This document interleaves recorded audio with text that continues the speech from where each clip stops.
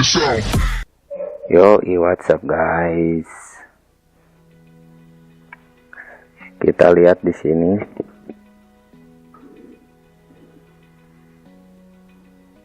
Cara memasang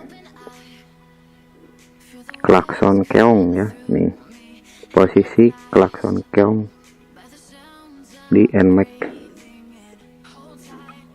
tanpa merusak atau melubangi ya.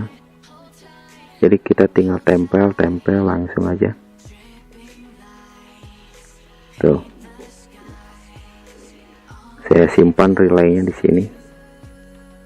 Tinggal tempel di baut tanpa melubangi ya. Ini udah ada lubangnya. Dan ini juga. Nah. Tinggal tempel, tinggal di baut. Sama kiri kanan juga. Ini kuat posisinya. Dan tidak merubah suara ya, tidak suara jadi kecil ya, tetap kencang. Kita coba tes on, tunggu loadingnya selesai. Nah, kita coba. Oke, mantap. Sekali lagi, mantap.